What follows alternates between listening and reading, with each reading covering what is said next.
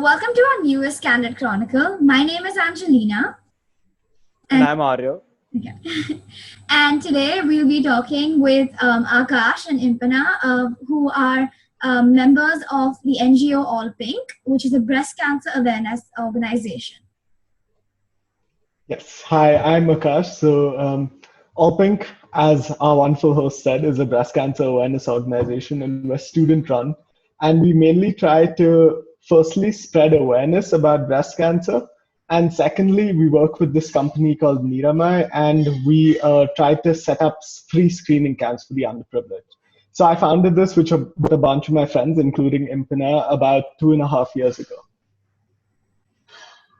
Hi, I'm Impana. I'm, I guess, one of the earlier members of AllPink. So I've been a part of this organization for 2 years, and I'm just more excited to be a part of it every year, to be honest. We just expanded a few months ago, and that's been really exciting. Right.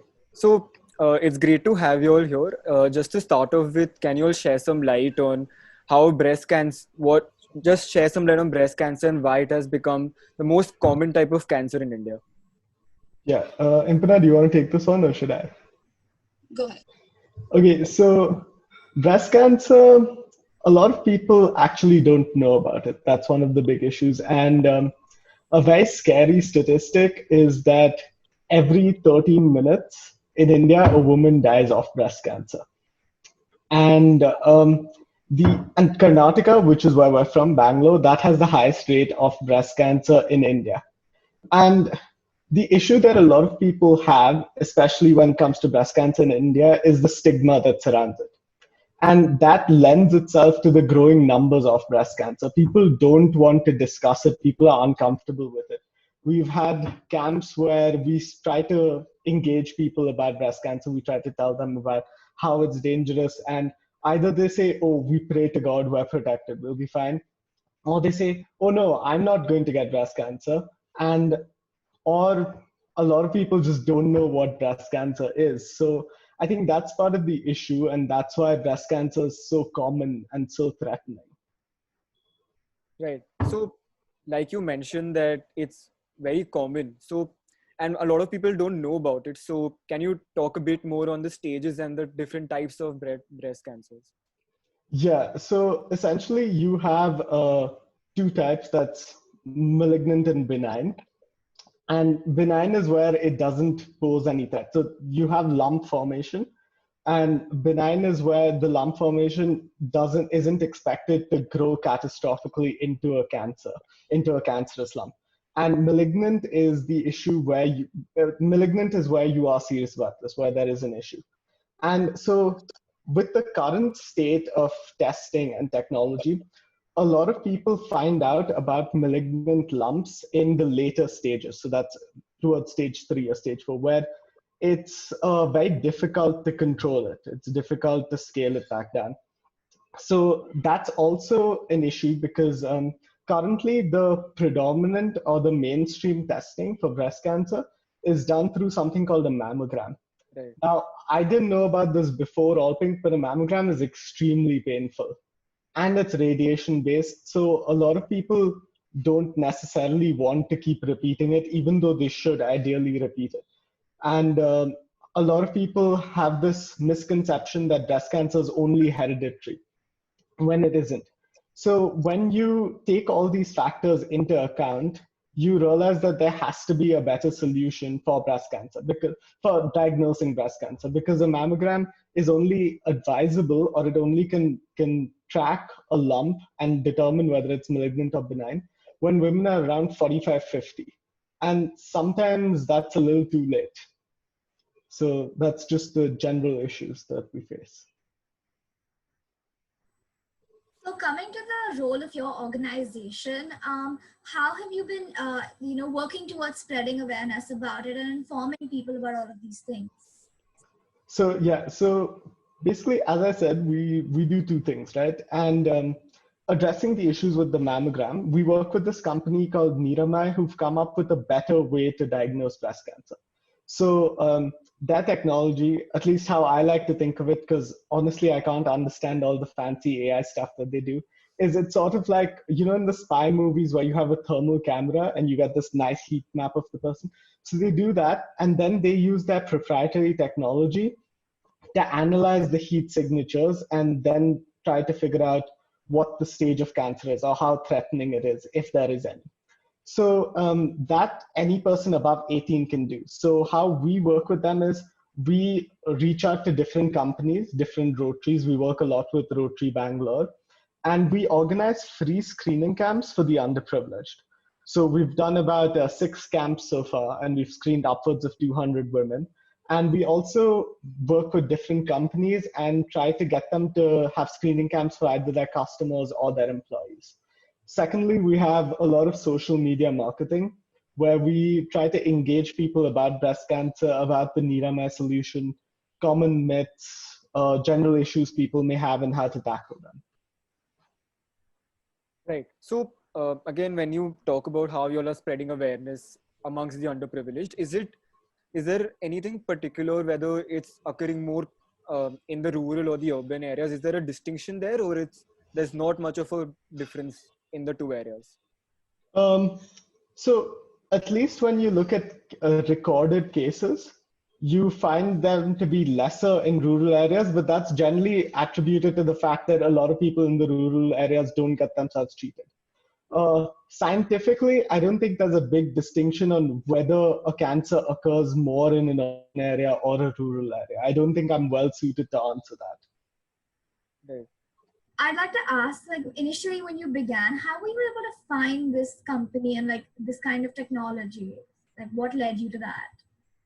Yeah, so I have a family history with breast cancer, and generally when there's things related to breast cancer, I want to attend those conferences or those talks and try to keep myself well versed. But so the company that we work with, Niramai, they were presenting their technology and they were doing a general seminar on breast cancer at a Rotary, which my father was a part of.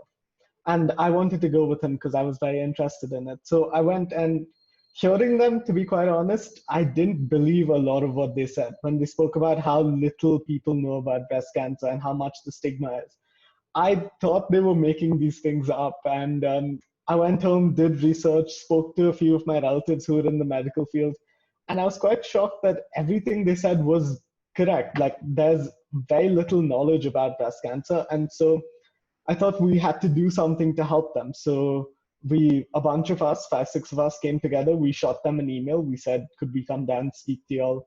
We have a few ideas on how we could take things forward, and they were very excited, thankfully. And that's how it started. Right. So, being a youth-driven initiative and tackling such a serious issue, were there any kind of restrictions you all faced simply because of the age factor or the resource factor? Like, because you all are a youth-driven organization end of the day. Yeah, I think there were quite a few. So we had some experiences with certain hospitals where we were setting up our camps. They weren't exactly the most forthcoming with us. They didn't take us seriously because we were kids. And I think we felt this issue as well with our initial few camps when we were trying to approach people to get screened, because nobody really wants to listen to a bunch of 16-year-olds speaking on a highly stigmatized topic. So we sort of tried to find ways around that. So when we organize camps, we try to look for doctors in the area, see if they could help us out, they could speak to patients, any credible authority.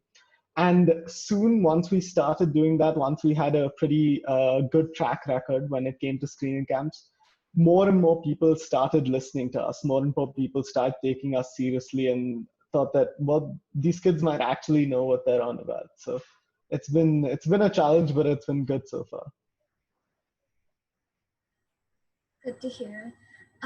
But obviously now that things have changed because of the pandemic, so how has this impacted your approach and the organization's plans? Well, obviously, when we first started, and for the past 2 years, we would just organize camps on the basis of who's willing to work with us, and that was, pretty simple because we didn't have to worry about any pandemic. But obviously now, because we have to follow social distancing, it's pretty difficult to follow social distancing in a situation like a camp. So we're not doing camps right now. We're going to wait until like the situation is like a little better. So right now we're focusing more on the raising awareness and destigmatization part of it, which we're mainly doing on Instagram and Facebook through like polls and stories and a lot of like interactive posts and a video as well. So we're just mainly focusing on the social media part of it, nothing that requires us to leave our house.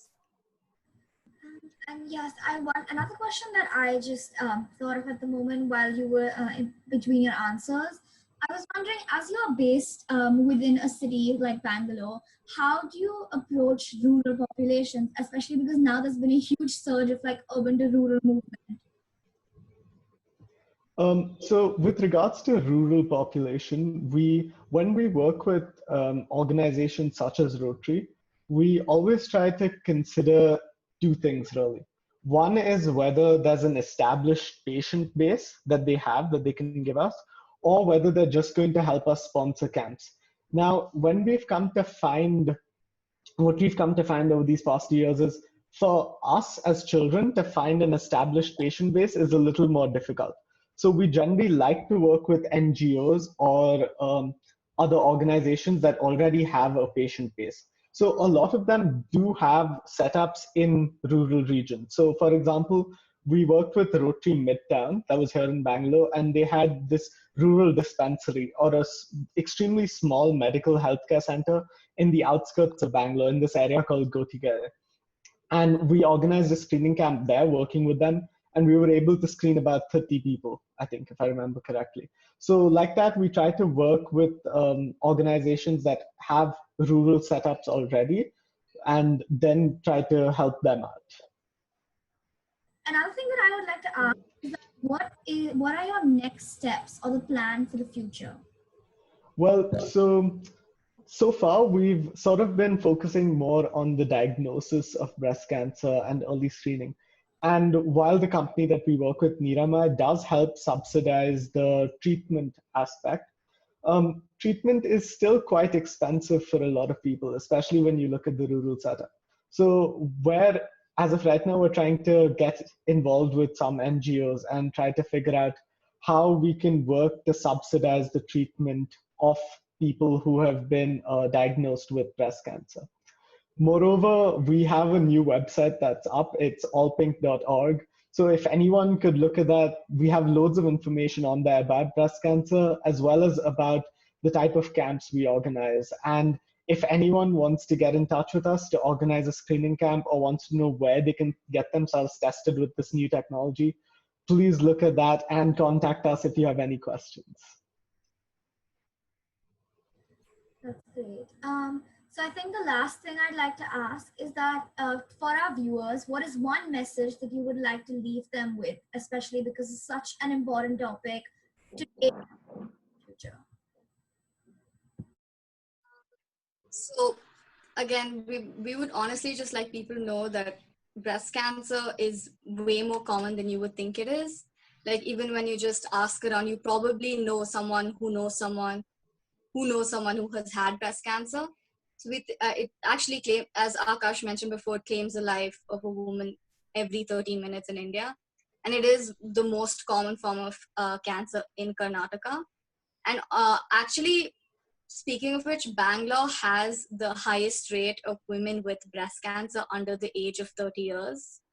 So we think that it's really, really important for people to have early detection.